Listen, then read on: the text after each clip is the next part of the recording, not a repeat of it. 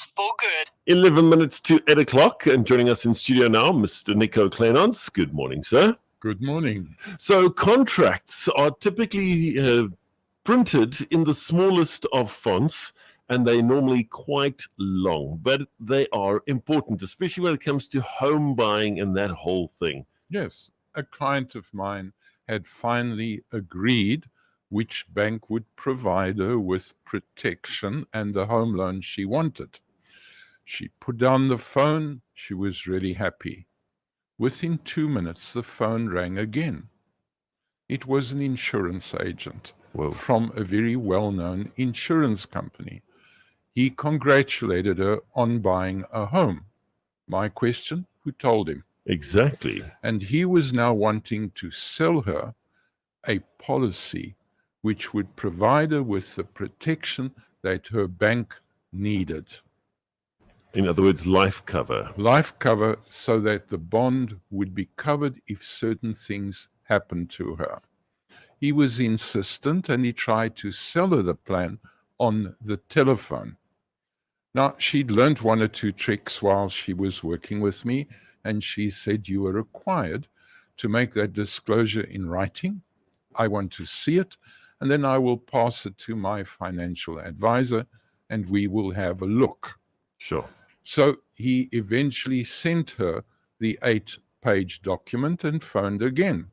Wanted her to accept it immediately. So for the listeners, let's go through that particular document and see why she should never touch that particular policy. It says simply this: there's a death benefit and there's a disability benefit. Now let's look at what they consider death, because they've got a definition of death. Oh, how? Now, most insurance companies will not pay for death if you die because of suicide. That we know, 2 years, no payment. If you die with a pre-existing condition, this company will not pay. What? That is new. So if you die and it later turns out you had a condition, even if you didn't know about it, they will not pay. This company will not pay if you die because you refused medical treatment.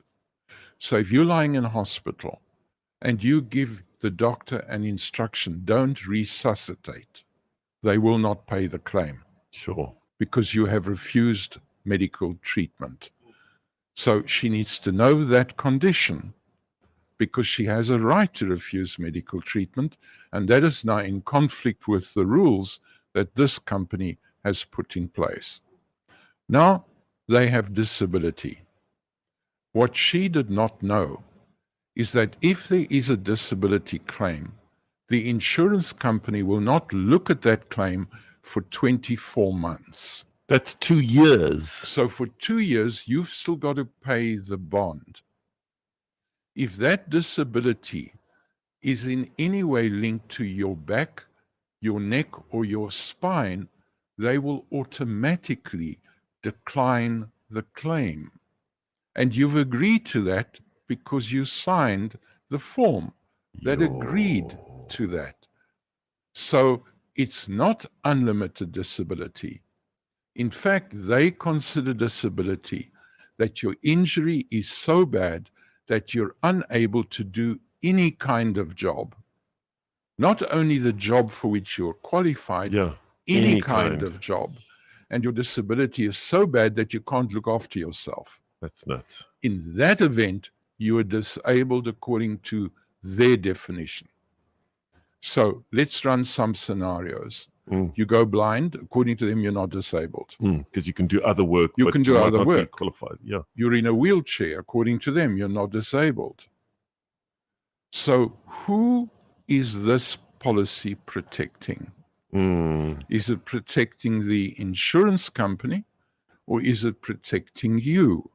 And the problem here is this is a big insurance company that is well known in our country. So you'd think that they would be for the people that they are insuring, but... Yes, and all they're going to say, if you go to the Ombud, is there were policies that would have protected her. She chose this one. She knew the conditions, and she signed that she knew the conditions. That's right. So they're off the hook. So if you do get these long contracts and you are tired because you've been negotiating, and this is page 60 of forms that you've been signing, if you skip a form and you don't read it, you do so at your own cost. Now, what she does need to do, and what everybody does need, your bond cover must be unconditional death cover. It must be disability that covers your occupation.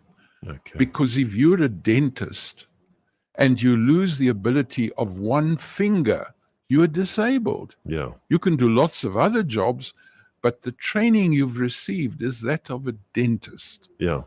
So your disability needs to be double OD.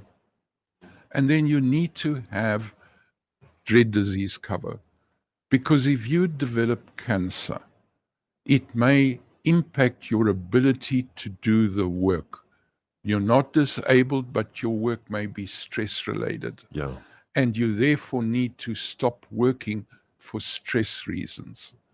And so your bond has to be settled on the diagnosis of the disease, not 2 years later when the doctors are finished fighting about it. Sure. So that bond cover is really important.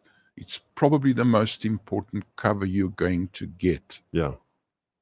Make sure you get proper advice. And in that regard as well, when you're looking to buy that first home or buy a bigger home, you need to bear in mind it's not just the home loan that you're going to be repaying, it's the monthly life insurance policy fees that you also have to pay. Sure. Absolutely. Nico, thank you so much for your time. I really appreciate it, and something definitely for us to think about this morning.